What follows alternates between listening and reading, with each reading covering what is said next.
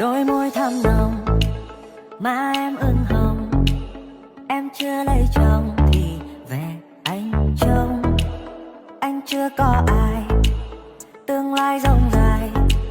Nếu em không ngại thì để ngày mai anh qua thưa ba má em cho mình làm quen. Biết đâu sớm mai thức dậy nhìn thấy nhau, cất lên tiếng gọi mình ơi. Nghĩ thôi cũng vui, có em là nhất rồi. Thế nên sớm thôi anh sẽ ngỏ lời. Hỡi em đừng nghĩ nhiều, xứng đôi cưới thôi chứ mà để lâu lắm kẻ dèm pha.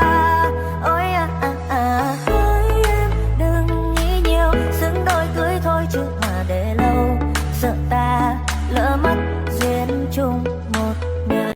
Anh về hãy lấy buồng cau, trầu thêm cánh phượng, đội đầu mang sang.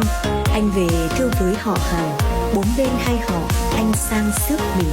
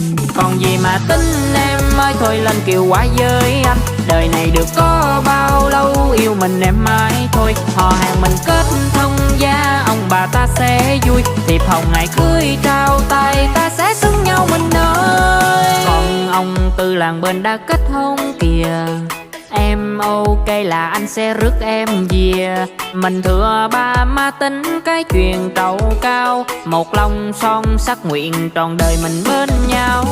Em xinh tươi hồn nhiên lứa tuổi trắng tròn, anh 25 tuổi xuân cũng đã hao mòn. Bao phong ba chẳng lo ta sát vai kề, thật tha chất phát đậm tình chàng trai quê. Còn gì mà tính em ơi, thôi lên kiều quá với anh. Đời này được có bao lâu, yêu mình em mãi thôi. Họ hàng mình kết thông gia, ông bà ta sẽ vui. Thiệp hồng ngày cưới trao tay, ta sẽ xứng nhau mình ơi.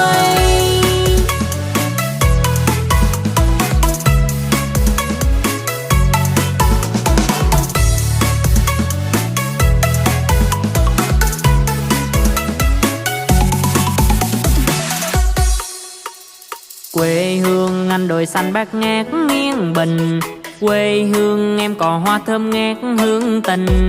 Xe tôi duyên thành đôi hai đứa chúng mình, mang kiều hoa anh tới đưa nàng mà về dinh. Em xinh tươi hồn nhiên lứa tuổi trắng tròn, anh 25 tuổi xuân cũng đã hao mòn. Bao phong ba chẳng lo ta sát vai kề, thật tha chất phát đậm tình chàng trai quê. Còn gì mà tính em ơi, thôi lên kiều quá với anh. Đời này được có bao lâu, yêu mình em mãi thôi. Họ hàng mình kết thông gia, ông bà ta sẽ vui. Thiệp hồng ngày cưới trao tay, ta sẽ xứng nhau mình ơi. Ô sáng hôm nay trên quê hương tôi, quê hương xinh xinh, quê hương hữu tình, quê hương xinh xinh, quê hương hòa bình. Đường nở hoa trắng xanh vàng tím, đẹp làm sao bướm bay chấm trần. Đàn chim non véo phun ngọn tre, Khăn màu son áo màu vàng, ơi bà con đến xem mùa cưới. chân hai cung tay dù hồng, lâu thật lâu mới thấy được một ngày vui. Ô sáng hôm nay quê tôi ra xem, cô dâu thon thon y chang mỹ miều, cô dâu non non dung nhan mặn mà. Chà nhà ai có anh rể quý, trà, nhà ai có cô dâu hiền. Ngộ thấy có con lần quay, xoay đầy mâm câu đầy buồn, đây nguồn vui hiếm hoi ngày cưới. trông thật hay, trông buồn cười, ra mà xem mới thấy được cả niềm vui.